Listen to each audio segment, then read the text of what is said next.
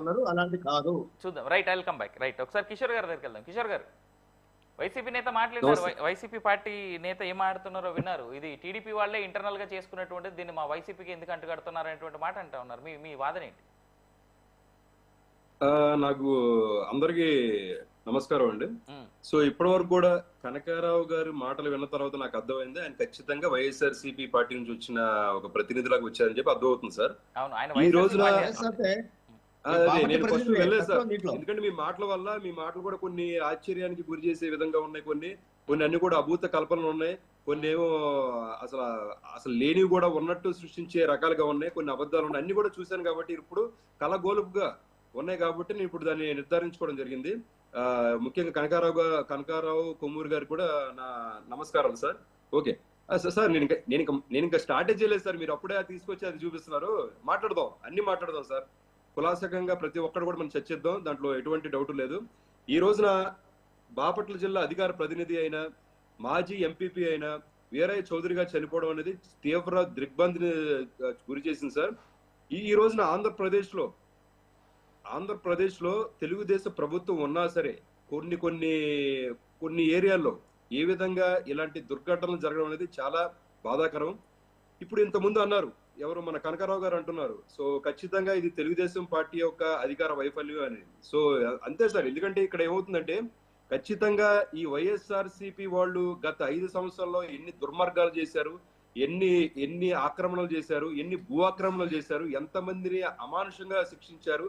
అంతేకాకుండా SC ST అంటే బడుగు బలహీన వర్గాలను, మైనారిటీలను, సో గిరిజన హరిజన ప్రతి ఒక్కరిని కూడా ఏ విధంగా ఇబ్బంది పెట్టారని చెప్పి ప్రజలందరూ కూడా చూసి విసుగెత్తిపోయి ఈ ప్రభుత్వం మాకు వద్దు అని చెప్పి దండం పెట్టి ఈ రోజున వాటిని ఇంటికి పంపించిన పరిస్థితిని మనం అందరం కూడా చూసాం సార్. ఆల్రెడీ అది చూసేసాం, ఇంక దాని గురించి మనం మాట్లాడాల్సిన అవసరం కూడా లేదు. ఈ రోజున వీరయ్య చౌదరి గారు చనిపోయారంటే ఫస్ట్ నేను ఇంకా కనకారావు గారు ఒక నిమిషం మౌనం పాటిస్తారని చెప్పి అనుకున్నా. లేదు, ఖచ్చితంగా ఆయన లిక్కర్ మాఫియా డాన్ అని చెప్పేసి, రేషన్ డాన్ అని చెప్పేసి, అతను ఒక రౌడీయిజం చేసినాడని చెప్పేసి నానా మాటలు మాట్లాడుతున్నారు సార్. ఇది మళ్ళీ జనాభా నమ్మించే విధంగా ఆయన మాకు 10 కిలోమీటర్ల కూతంత దూరమే, మాకు చాలా దగ్గర మనిషి, నేను రోజు చూస్తాను అంటే ఇది ఈ విధంగా చెప్తే జనాలు నమ్ముతారు. ఇదంతా కూడా ఏంటంటే ఒక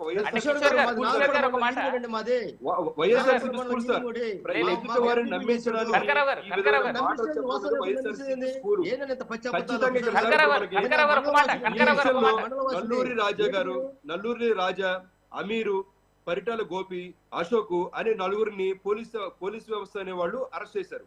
నిన్న సాయంత్రం వరకు కూడా ఈవెన్ చంద్రబాబు నాయుడు గారు వెళ్ళి ఆయన మీట్ అయిన తర్వాత కూడా ఏదైతే అక్కడికి వెళ్ళి ఆ ప్రదేశానికి వెళ్ళి అతను చూసిన తర్వాత కూడా ఇది ఖచ్చితంగా వైఎస్ఆర్సీపీ చర్య అని చెప్పి ఎక్కడా కూడా ఆయన మాట్లాడలేదు. ఏ తెలుగుదేశం కార్యకర్త కూడా మాట్లాడలేదు.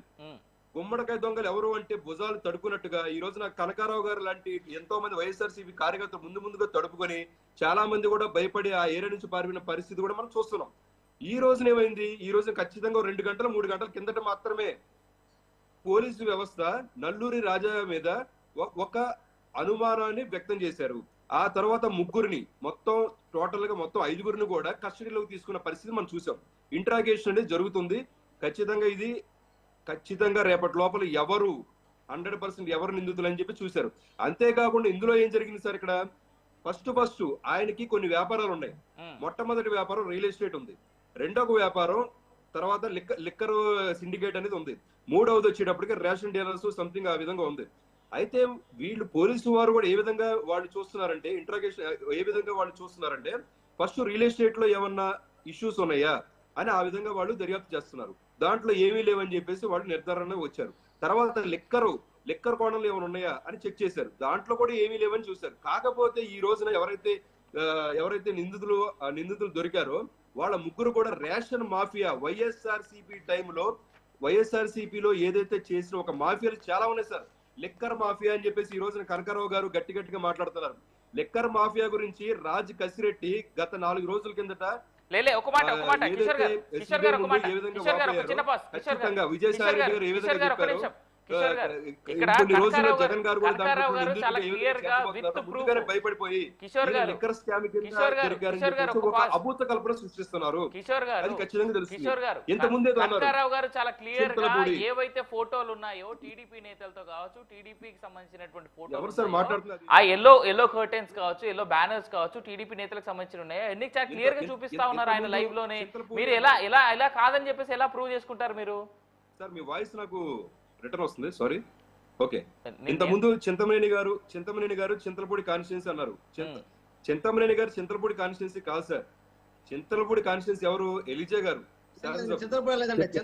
చింతమనేని గారు వచ్చేటప్పటికి తెల్లూరు కాన్స్టిట్యున్సీ మీరు అన్నారు కదా, ఏలూరు జిల్లా అయినా సరే కాన్స్టిట్యున్సీ వేరు సార్. అది ఇంతకుముందు రెడ్ బుక్ రాజ్యాంగం ఉన్నారు సార్. రెడ్ బుక్ రాజ్యాంగం అంటే ఎక్కడ కూడా అమాయకులు శిక్షించరు సార్.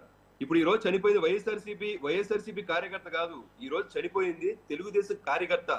ఎన్నో సంవత్సరాలుగా తెలుగుదేశం గురించి తన రెక్కల ముక్కలు చేసుకొని కష్టపడి ఈ రోజు ఇంత స్థాయి తీసుకొచ్చి ప్రతి ఏరియాలో కూడా వైఎస్ఆర్సీపీ లాంటి అక్రమంగా ప్రజలు ఏ విధంగా దోచుకున్నారు, లిక్కర్ స్కాములు ఏ విధంగా చేశారు, విద్యుత్ స్కాములు ఏ విధంగా చేశారు, భూ ఆక్రమణలు ఏ విధంగా చేశారు, ఎన్నో వందల ఎకరాలు మూల్చారు, అంతేకాకుండా సర్వే నెంబర్లు మార్చి ఎన్ని వందల ఎకరాలను దోచుకున్నారు. ఇవన్నీ కూడా బట్టబయలు అయ్యే రోజు ప్రతి ఒక్కడికి ఉంది. మేము ఈ రోజు తెలుగుదేశం కార్యకర్తలు చెప్పి కాలరగ్రసం చెప్పుకుంటాం సార్. ఎందుకంటే ఈ రోజు మా చంద్రబాబు నాయుడు గారు గెలిచిన తర్వాత ప్రతి ఒక్కదాన్ని కూడా శ్వేతపత్రం రిలీజ్ చేశారు. దాన్ని ఏ విధంగా మనం సాల్వ్ చేయాలి, దాన్ని ఏ విధంగా వైఎస్ఆర్సీపీ టైంలో శ్వేతపత్రాలు ఎక్కడ రిలీజ్ చేయలేదు. ఎన్నో వందల సార్లు ఢిల్లీకి వెళ్ళి వచ్చి కూడా